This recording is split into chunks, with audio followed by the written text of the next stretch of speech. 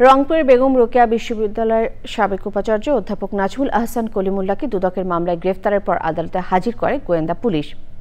বিচারক তার জামিন নামঞ্জুর করে কারাগারে পাঠানোর আদেশ দেন। শাকির আদনানের রিপোর্ট। রাজধানীর বসুন্ধরায় কেবি কনভেনশন হলে গত ৮ জুলাই বিদেশে কর্মী প্রশিক্ষণের কথা বলে ৩০০ থেকে ৪০০ ছাত্রলীগ ও আওয়ামী লীগের নেতাকর্মীকে জড়ো করার অভিযোগে মেজর সাদিকুল হকের স্ত্রী সুমাইয়া জাফরিনকে মিরপুর ডিওএইচএস এলাকা থেকে গ্রেপ্তার করে গোয়েন্দা পুলিশ।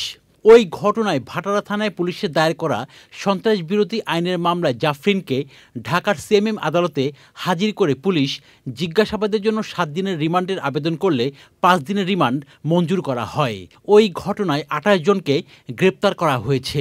রাষ্ট্রবিরোধী কোনো ষড়যন্ত্র বা নাশকতা এরকম কোনো কিছু ছিল কিনা এবং আমাদের কাছে যে গোয়েন্দা তথ্য রয়েছে সেইটার ভিত্তিতে আমরা কাজ করছি এবং ইতিমধ্যে যারা গ্রেফতার হয়েছে তাদের কাছ থেকে প্রাপ্ত জবানবন্দি এবং সেখান থেকে প্রাপ্ত তথ্য এগুলো ধরে আমরা তদন্ত কার্যক্রমটা এগিয়ে নিচ্ছি। গোয়েন্দা পুলিশের একটি দল বৃহস্পতিবার দুপুর 12:30টার দিকে দুদকের মামলায় রাজধানীর মোহাম্মদপুরের একটি বাসা থেকে গ্রেপ্তার করে বেগম রোকেয়া বিশ্ববিদ্যালয়ের সাবেক উপাচার্য অধ্যাপক নাজমুল আহসান কলিমুল্লাহকে।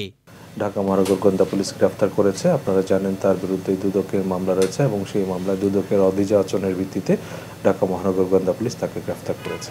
বিশ্ববিদ্যালয়ের উন্নয়ন প্রকল্পে অনিয়মের অভিযোগে গত 18 জুন নাজমুল আহসান কলিমুল্লাহ সহ 5 জনের বিরুদ্ধে মামলা করে দুর্নীতি দমন commission. Shakir Adnan, channel I, Dhaka.